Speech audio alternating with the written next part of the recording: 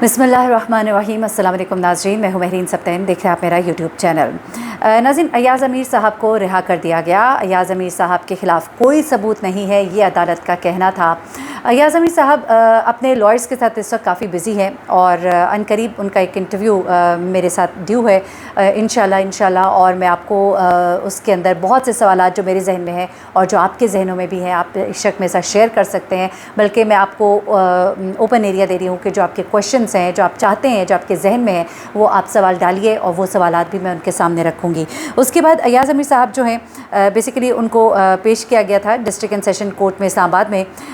और यही सारा के केस के हवाले से सारा के साथ जो कुछ हुआ, जो जुल्म हुआ, जो जुल्म की दास्तान, बर्बरियत की दास्तान जो एक बार फिर से इस्लामाबाद में रकम की गई, उस पर अयाज़ अमीर साहब जो हैं, जैसे कि वो पहले भी रोस्ट्रम पे ख़ुद आए, उन्होंने कहा कि मैं अपनी बात को ख़ुद सामने प्रेजेंट करना चाहता हूँ, अपना दिफा करना चाहता हूँ। वहाँ पर उन्होंने जब बार बार इस बात का इरादा किया, पहले भी उन्होंने ये बात कही, बाद में भी उन्होंने ये बात कही कि अगर मैं गलत होता, मैं छुपाना चाहता तो मैं छुपा सकता था। फार्म हाउस था, दूर था आबादी से, लेकिन ऐसी कोई कोशिश नहीं की गई। आप टाइम डिफरेंस देख सकते हैं कि जब मेरे बेटे ने मुझे फ़ोन किया उसके दरमियान और पुलिस को फ़ोन करने के दरमियान दौरानिया 10 मिनट से भी कम का है। इस दौरान में वो कहते हैं कि मैंने अपनी बीवी को फ़ोन किया और उसको मैंने कहा कि इसको भागने न देना, इसको रस्सियों से बांध दो, सबका बीवी को माजरत के साथ। अच्छा, अब क्या होता है, क्योंकि अयाज़ अमीर साहब की 25 साल हो गए, अलग हो चुकी है इनसे,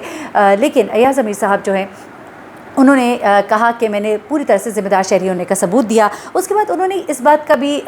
शिकवा किया कि पूरा एक दिन जो गुजरा है उसमें मुझसे कोई बासपुर्स नहीं की गई, मुझसे कोई सवाल जवाब नहीं किया गया। मेरा मोबाइल इनके पास है, मैंने इनको खोल के दे दिया है, वो देखें, इसको इन्वेस्टिगेट करें, लेकिन कोई सवाल जवाब भी नहीं और चीज़ें सारी क्लियर है। उसके बावजूद मुझे रखने का क्या जवाज़ बनता है। और उसके अलावा उन्होंने ये बात भी कही कि मुझे ये सब लोग जो यहाँ पर मौजूद हैं, जो आपके साथ हैं, वो सब जो है मुझे बार बार कह रहे हैं कि अयाज़ साहब आपकी कोई गलती दिखाई नहीं देती है, आप बिल्कुल बेकसूर हमें दिखाई देते हैं, तो फिर ये आपके सामने भी आकर बताएं। ये बातें भी की गई। उसके अलावा अयाज़ साहब को जब गुज़िश्ता रोज़ भी अदालत में लाया गया था तो चकवाल से चूँकि उनका ताल्लुक़ है और थोड़ा सा सियासत से भी उनका ताल्लुक़ है, ज़ाहिर सी बात है, तो उस वजह से उनके इलाके के जो लोग हैं एक बड़ी तादाद में वहाँ पहुँचे। उन्होंने नारे लगाने जब शुरू किए तो पुलिस ने उनको फिर डांटा,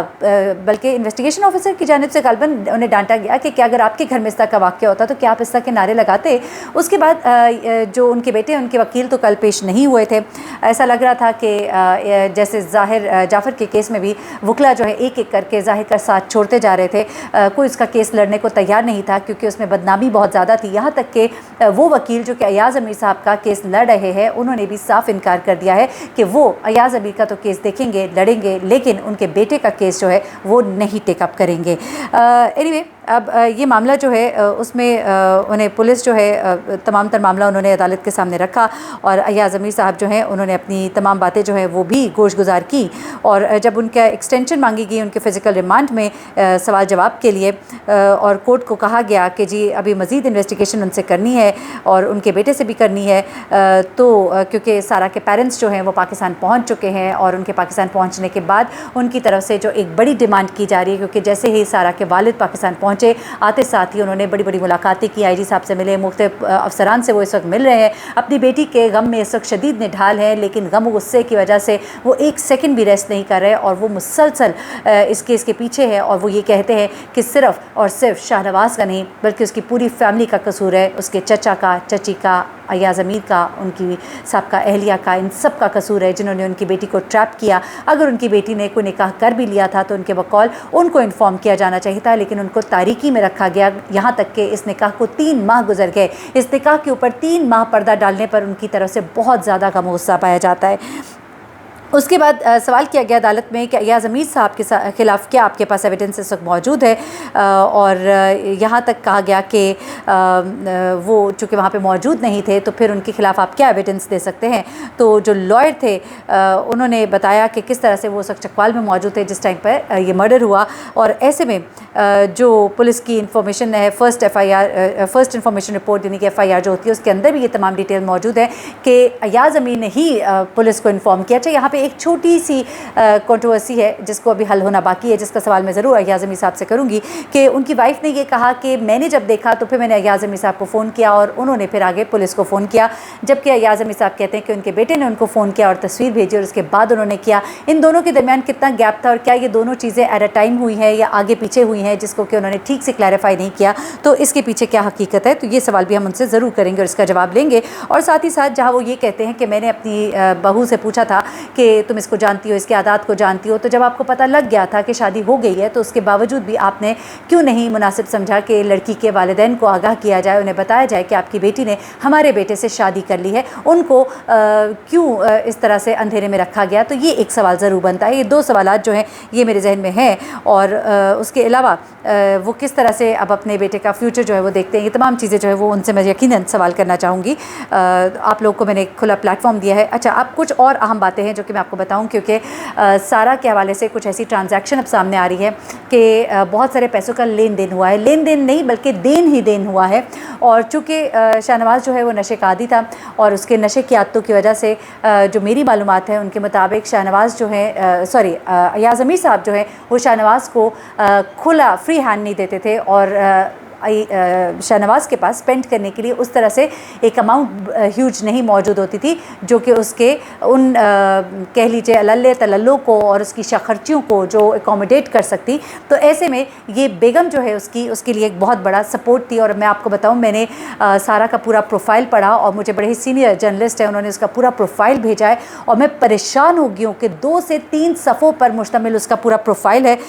وہ بھی میں آپ کے ساتھ شیئر کیے لیتی ہوں، بلکہ میرے خیال سے پہلے وہی ذرا میں آپ کے ساتھ شیئر کرتی ہوں۔ میں تو دیکھ کے حیران ہو گئی ہوں کہ اس لڑکی کا 12 سال کا ایکسپیرینس تھا انٹرنیشنل انوائرمنٹ اور ایجوکیشن ریفارم پہ کام کرنے کا۔ اس کے علاوہ سارا جو ہے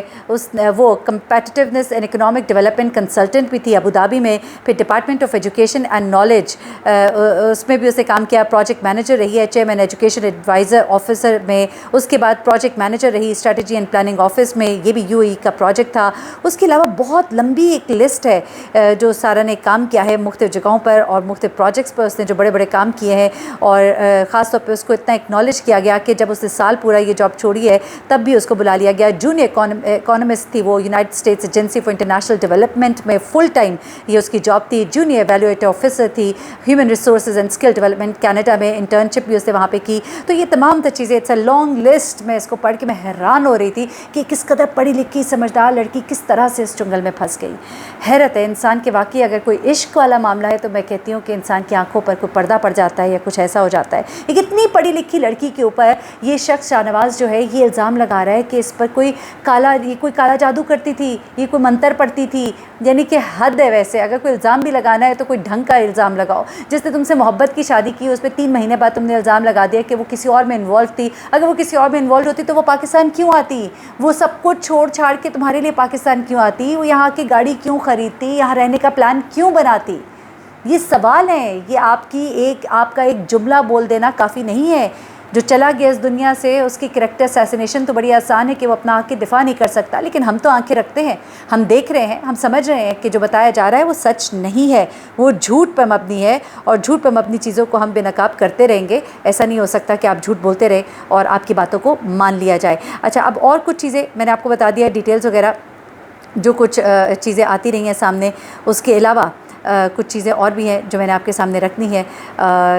میرے خیال سے ایک ویڈیو کے اندر بہت زیادہ ڈیٹیل ہو تو جاتی ہے، لیکن یہ چیزیں بتانی بہت ضروری ہے۔ خاص طور پہ میں نے آپ کو بتایا کہ کس طرح سے جو گزشتہ پیشی ہوئی اس کے اندر جو تمام چیزیں ہوتی رہی ہیں، اور عدالت میں جو کچھ ہوتا رہا میں آپ کو بہت کچھ بتا دیا، لیکن کچھ چیزیں ایسی ہیں جس طرح کہ شادی جو ہے یہ ایک سازش کے تحت ہوئی ہے، یہ دوسری سائڈ کی پارٹی کا کہنا ہے، اور سازش وہ کیا ہے یہ بھی میں آپ کو ذرا اس کا بھی انکشاف کرتی جاؤں کہ ایک ایسی سازش تھی جس میں شاہ نواز نے باقاعدہ طور پہ وکیل کی طرف سے یہ پلی لی جا رہی ہے، اور آنے والے وقت میں آپ دیکھیں گے کہ یہی پورا کیس بلڈ ہو رہا ہے کہ شاہ نواز نے باقاعدہ طور پر اس لڑکی کو ٹریپ کیا، اس سے شادی کی، پیسوں کے لیے اس کا سٹیٹس دیکھ کر کہ یہ کمائے گی اور مجھے کھلائے گی۔ بڑی معذرت کے ساتھ ایاز امیر صاحب کا ایک بڑا سٹیٹس ہے اور بہت پیسہ بھی ہے ماشاءاللہ۔ مجھے معلوم ہے جب میں دنیا نیوز میں تھی ایاز امیر صاحب وہاں ہوتے تھے، اور ہمارے ماشاءاللہ یہ جتنے بڑے انالسٹ ہیں ان کو جتنا پے کیا جاتا ہے یا اخباروں میں لکھتے ہیں کہ کالم کے، میں آپ کو بتا رہی ہوں کہ بہت زیادہ پے کیا جاتا ہے،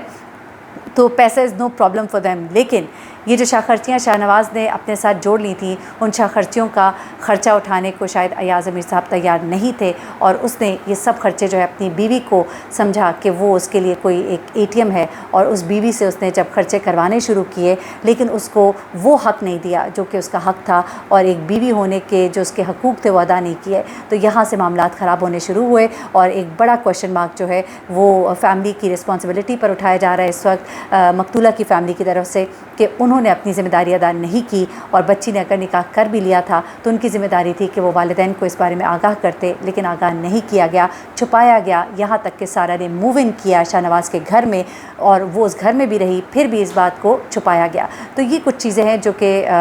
سوال اٹھا رہی ہیں، مزید اس کے جوابات بھی لینے کی کوشش کریں گے انشاءاللہ، کوشش کروں گی کل آپ کے سامنے